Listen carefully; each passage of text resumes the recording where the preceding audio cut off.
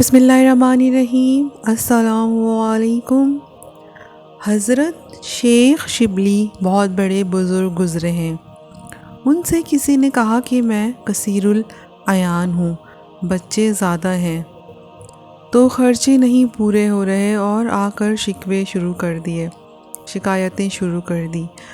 تو جب وہ ساری بات مکمل کر چکا تو حضرت شیخ شبلی نے فرمایا کہ تو واپس گھر چلا جا، اور جس جس کا رزق اللہ کے ذمے نہیں ہے اسے گھر سے نکال دے، تو سکھی ہو جائے گا۔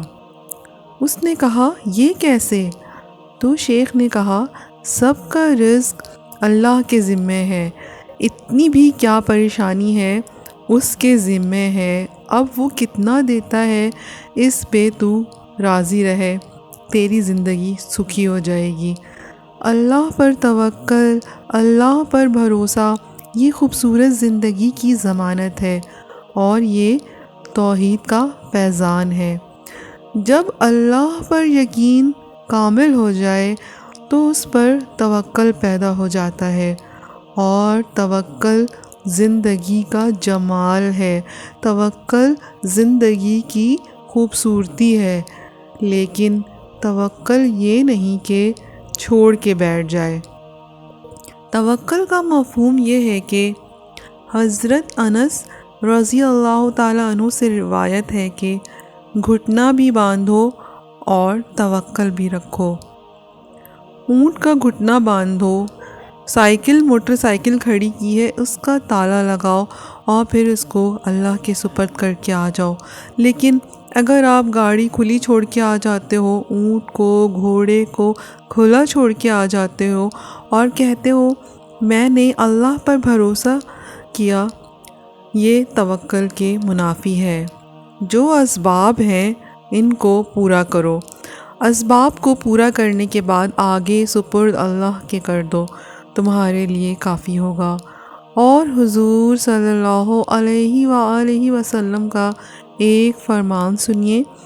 آقا کریم نے ارشاد فرمایا کہ جو شخص گھر سے نکلتے ہوئے یہ دعا پڑھے، بسم اللہ توکلت علی اللہ ولا حول ولا قوت الا باللہ، مختصر دعا ہے، تو حضور نے ارشاد فرمایا کہ تجھے ہدایت عطا کی جاتی ہے اور تیری کفالت کر لی گئی، اللہ کفیل ہے، اور تجھے ہر شر سے بچا لیا گیا، اور شیطان کو تیرے راستوں سے ہٹا دیا گیا۔ کام کیا کرنا ہے؟ بسم اللہ توکلت علی اللہ ولا حول ولا قوت الا باللہ، یہ گھر سے نکلتے ہوئے پڑھ لیں گے تو انشاءاللہ حضور کا جو فرمان ہے ہم اللہ کے حصار میں آ جائیں گے، اس کی حفاظت میں آ جائیں گے۔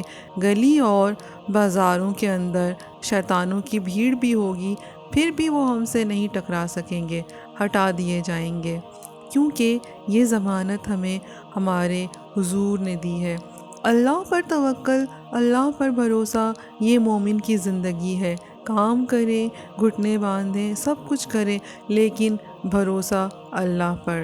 محنت ہم نے کی ہے، لیکن محنت کا نتیجہ نہ سمجھیں، یہ اللہ کے کرم کا نتیجہ سمجھیں۔ وہ جو کہتے ہیں کہ اس بندے نے بڑی محنت کی ہے جی اس لیے آگے نکل گیا، کتنے لوگ ہیں جنہوں نے بڑی محنت کی ہے اور پیچھے رہ گئے ہیں، جی یہ بندہ جو ہے یہ بڑا زبردست ہے اس لیے آگے چلا گیا۔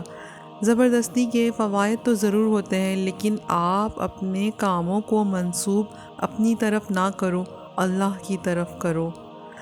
جب میں بیمار ہوتا ہوں تو شفا وہ دیتا ہے، بیماری کی نسبت اپنی طرف اور شفا کی نسبت اللہ تعالیٰ کی طرف۔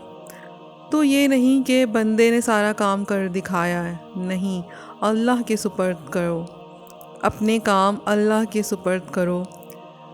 کسی کے اوپر جب ہم توقع رکھتے ہیں، توقع قدم قدم پر رکھو، اللہ پر توقع رکھو، دنیا پر توقع نہ رکھو۔ ٹھیک ہے اسباب باہم پہنچاؤ، کوشش کرو، لیکن نتیجہ سب کچھ اللہ کے سپرد رکھو، انشاءاللہ خیر ہوگی، بہتر ہوگا، پھر مایوسی بھی نہیں ہوگی۔ جب توقع ہی لوگوں پر نہیں ہوگی تو توقع ٹوٹے گی نہیں۔ جب توقع ٹوٹے گی نہیں، پھر مایوسی اور پریشانی نہیں ہوگی، تو اللہ پر توکل تمہیں اعتماد دے گا، اللہ پر توکل تمہیں مضبوط کرے گا، اللہ پر توکل تمہیں کھڑا کر دے گا، اللہ پر توکل تمہیں توحید کی نور سے مالا مال کر دے گا۔